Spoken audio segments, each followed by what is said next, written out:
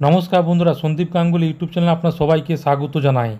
তো বন্ধুরা, ভোটের কাজে মণিপুরে গিয়ে চরম সর্বনাশ, জঙ্গি হামলায় শহীদ হলেন বাঁকুড়ার জওয়ান। তো বন্ধুরা, আজকে সেই নিয়ে সব কিছু বিস্তারে জানাবো। তো বন্ধুরা, সেই জন্য ভিডিওটি প্রথম থেকে শেষ পর্যন্ত অবশ্যই দেখবেন।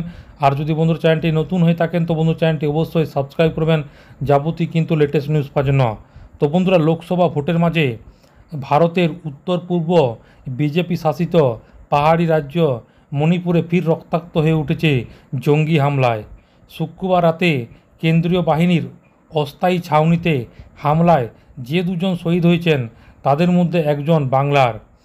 জঙ্গি হামলায় বলি বাঁকুড়ার সোনামুখী থানার পাঁচাল গ্রামের বাসিন্দা অরূপ সাইনি। তিনি সিআরপিএফ বাহিনীর 128 নম্বর ব্যাটালিয়নের হেড কনস্টেবল ছিলেন।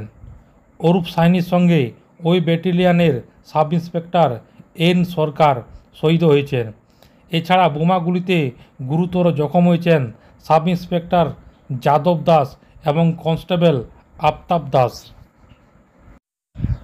তো জানা গিয়েছে, লোকসভা নির্বাচনে জঙ্গি হামলা রুখতে মণিপুরে নারায়ণ সিনহা হামলায় এলাকায় সিআরপিএফের 128 নম্বর ব্যাটালিয়নের একটি অস্থায়ী সেনা ছাউনি বসানো হয়। সেখানে কর্মসূত্রে ছিলেন বাংলা জওয়ান অরূপ সাইনি। হেড কনস্টেবল ছিলেন অরূপ। সূত্রের খবর, শুক্রবার রাত্রিবেলা 12টা নাগাদ খাওয়া দাওয়ার পর 128 নম্বর ব্যাটালিয়নের সেন্ট্রাল রিজার্ভ পুলিশ ফোর্স বা সিআরপিএফ জওয়ানরা সম্পূর্ণ নিরস্ত্র অবস্থায় তাঁবুতে ঘুমাতে গিয়েছিলেন। এর কিছু সময় পর ওই ছাউনি থেকে কিছুটা দূরে একটি পাহাড় থেকে জঙ্গিরা বোমা বর্ষণ শুরু করে। সেই সঙ্গে ছাউনি লক্ষ্য করে এলোপাথাড়ি গুলি চালানো হয়। হামলা হয়েছে বোঝা মাত্রই হেড কনস্টেবল অরূপ সাইনি সহ অন্যান্য জওয়ানরা জঙ্গিদের পাল্টা জবাব দেওয়া শুরু করেন। সেই সময় জঙ্গিদের শক্তিশালী বোমায় অরূপ সাইনির একটি পা ঝাঁঝরা হয়ে যায়। গুলি লাগে সাব ইন্সপেক্টর এন সরকারের বুকে। বোমার আঘাতে লুটিয়ে পড়েন যাদব দাস এবং কনস্টেবল আফতাব দাস। প্রায় ভোররাত পর্যন্ত দুপক্ষের মধ্যে গুলি ও বোমার লড়াই চলতে থাকে। এরপর চারজনে তড়িঘড়ি মণিপুর হাসপাতালে নিয়ে যাওয়া হয়।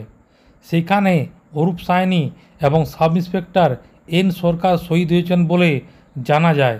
বাকি দুজনের চিকিৎসা এখনও চলছে। শুক্রবার সকালে গ্রামের ছেলে শহীদ হওয়ার পর খবর পৌঁছায় পাঁচালে, তার গ্রামে পাঁচালিতে কিন্তু পৌঁছে যায়। সেখান থেকে কিন্তু শোকের ছায়া নেমে আসে গ্রামে।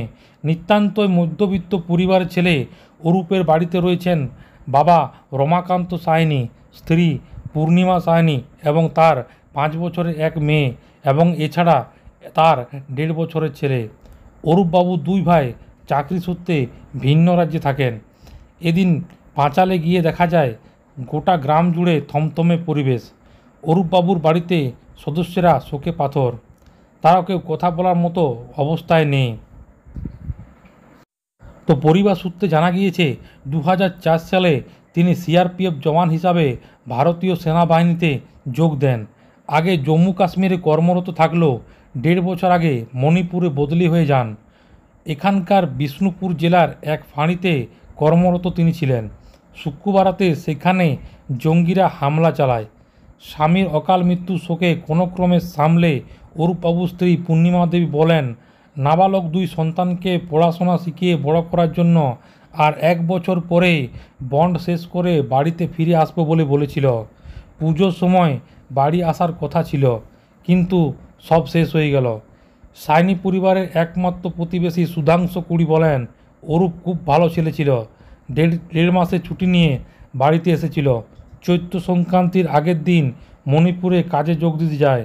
বলেছিল লোকসভা ভোট শেষ হয়ে গেলে ওদের অন্য জায়গায় পোস্টিং হবে। এখন আবার একবার গ্রামের বাড়িতে আসব।